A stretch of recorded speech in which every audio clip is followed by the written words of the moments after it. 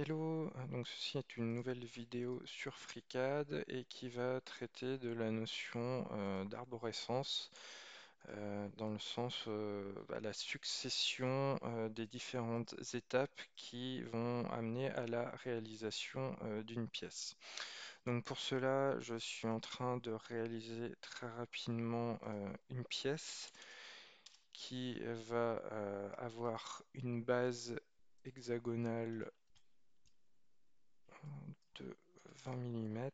Par-dessus, je vais réaliser un profil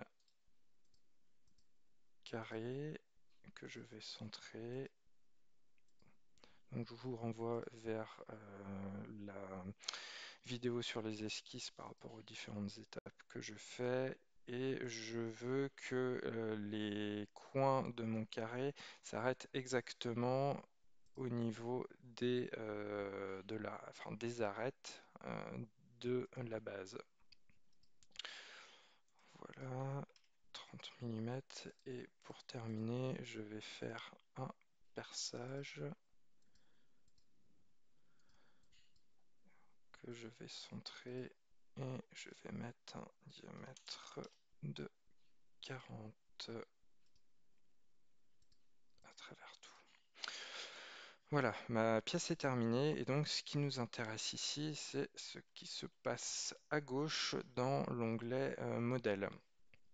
Donc arborescence parce que on retrouve ici les différentes étapes qui ont été réalisées pour effectuer la pièce. Donc de base c'est bien la dernière étape qui est affichée, elle est en noir, les autres sont grisées. Si vous voulez réafficher ces autres étapes, vous cliquez clic gauche dessus et vous appuyez sur la barre espace. Donc là, première étape, je retrouve bien ma base. Là, ma base avec mon cube par-dessus. Et dernière étape, ma pièce qui est percée. Alors, là, dans les étapes d'ajout et de suppression de matière, vous pouvez retrouver l'esquisse en dépliant grâce au petit chevron qui se trouve à gauche. Et pour éditer, vous pouvez rééditer les esquisses sans aucun problème. Pour cela, vous double-cliquez dessus. Du coup, vous repassez en mode édition. Je veux dire ici, il n'y a plus l'arborescence, mais la fenêtre avec les contraintes, etc.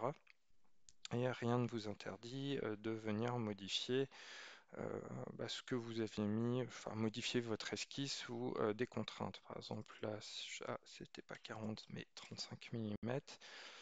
Faites fermer et en fait, la pièce s'adapte automatiquement. Et ceci fonctionne très bien avec les premières étapes. Par exemple, je me suis rendu compte, c'était pas 100, en fait, c'était 60 mm. Vous changez, vous faites OK, fermez, et donc là, vous voyez bien que toute ma pièce s'est adaptée par rapport aux modifications de la base. Alors là, ça a fonctionné aussi parce que dans ma seconde esquisse, j'ai dit que les coins s'adaptaient, enfin, s'arrêtaient au niveau de l'arête de la base précédente, ce qui fait qu'en ayant modifié la base, eh bien, mon profil carré ici s'est automatiquement updaté et donc au final, c'est toute la pièce qui s'est mise à jour. Donc, vous pouvez modifier les esquisses. Vous pouvez aussi modifier, par exemple, là au niveau de la protrusion, en double-cliquant dessus, rien ne vous interdit de changer la hauteur de la protrusion. Et donc, au final, c'est, voilà, ça a bien mis à jour comme il faut. Alors, un autre point. Si vous êtes en mode d'édition d'une esquisse, au niveau de votre arborescence, vous le voyez aussi parce que l'esquisse en cours est devenue jaune. Enfin, je veux dire, elle est surlignée en jaune. Donc, dans tous les cas, il faut terminer l'opération pour passer à autre chose. Et donc, pour ça, vous cliquez sur Tâches et vous faites Fermer. Bien penser à toujours fermer voilà, les esquisses que vous avez modifiées, je veux dire des étapes précédentes. Euh, alors, comme on l'a vu, modifier une étape précédente permet de mettre à jour toute la pièce. Il faut quand même faire attention à ce qui est fait. Des fois, à vouloir trop changer, bah, ça peut finir par casser la pièce. Donc voilà, ça marche dans une certaine mesure. Et pour terminer, voilà, essayez toujours de garder une arborescence de ce type. Je veux dire, là, les différentes étapes sont bien présentées les unes après les autres.